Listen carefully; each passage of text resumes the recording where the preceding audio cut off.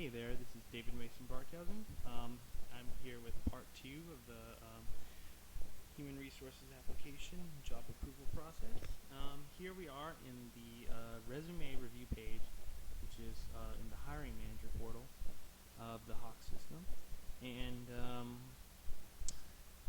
here we are about to, with Hiring Manager privileges, assuming we are the hiring manager, review this Steve applicant who has been selected for an interview along with some other people here, and I think let's see if he's if we'll go ahead and try and approve him, but as you can see, you can't just approve anybody in this system.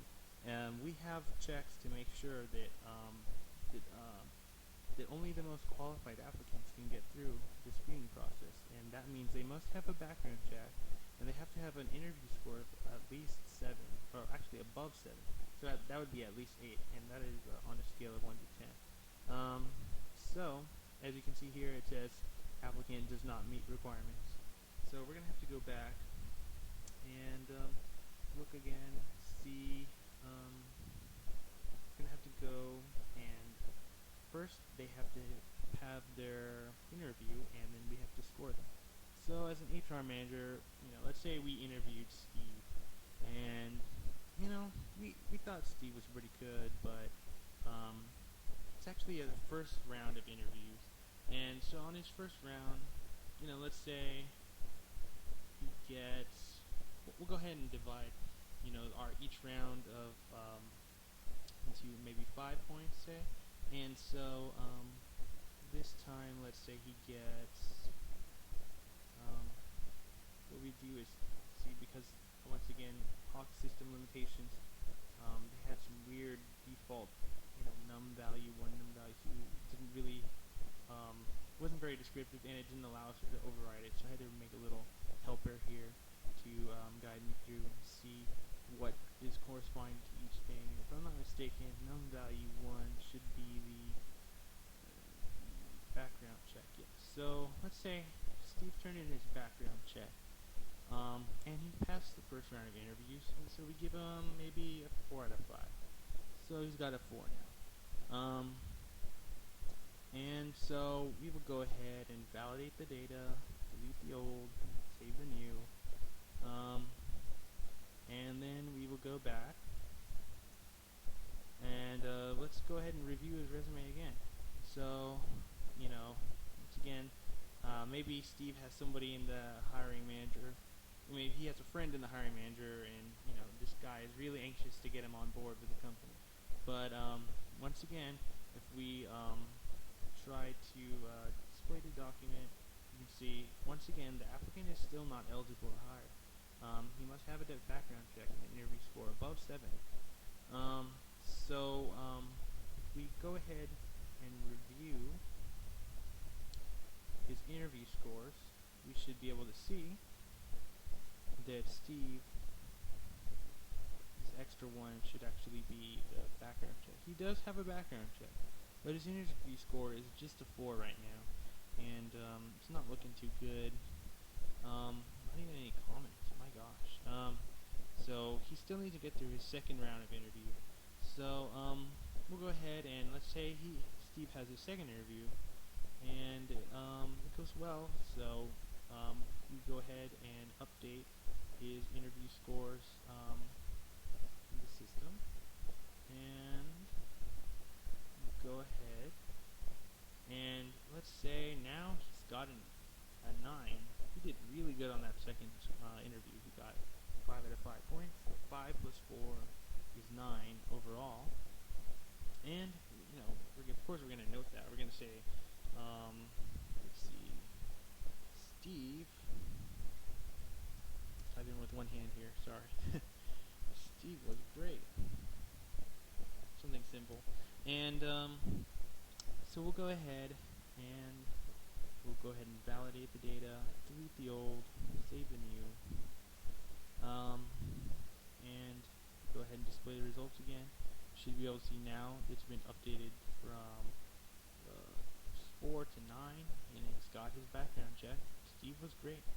So if we go once again to the resume review page, now this time the HR manager can see Steve in the system, and we go ahead and display the document, and we get a message: applicant is eligible for hire. And let's say the interviewer or the hiring manager definitely likes Steve, and he wants to approve Steve for hire. So he's going to go ahead and go to approve applicant for hire. Applicant has been approved for hire.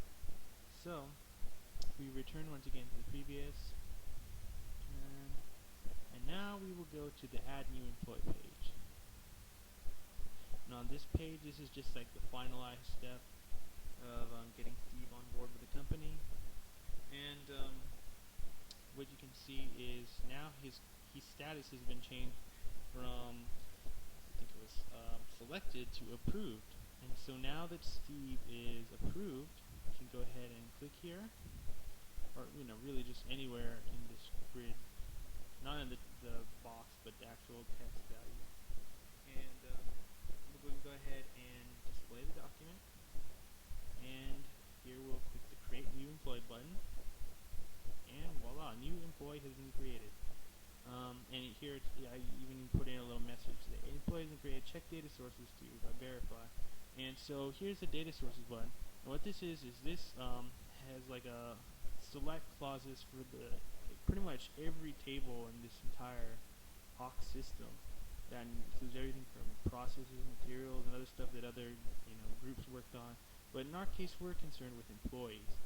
And as you remember, throughout most of this process, there were just a bunch of generic columns and value 1, value 2, a bunch of random information that we didn't really know. What about Steve's last name?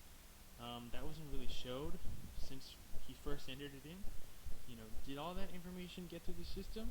Well, not to worry, because when we display the selected results, you can move down to the bottom, see the most recent, and there we go. You see Steve Smith and his address, city, the state, everything about Steve is here in the system, and it's all been preserved thanks to, I guess, the workarounds that I made to make sure that this HAWK system, or that our particular application goes above and beyond the minimum requirements for this HAWK system. And really, that's what any good programmer would do for any system. You got to make sure that you deliver the most, even if you don't have all of the resources you need to do it, or severe limitations before you. You need to make sure that you do your best and deliver an excellent product that meets and excels the end user's expectations. So that's what I strive to do as a programmer. So that's all I got for now. Thank you for watching, and hope you enjoyed this is the big capstone key project for our class. So I should also mention we used a lot of SharePoint to do this project, but I also had experience with SharePoint at work, so it was easy for me. As a matter of fact, I knew how to do more stuff than most people, and I had like all these subfolders and stuff to organize things, and nobody really even saw them, so I just went where everyone else went. But that's what you got to do. And that's all I got to say for now. Hope you enjoyed my project, and I'll talk to you again later.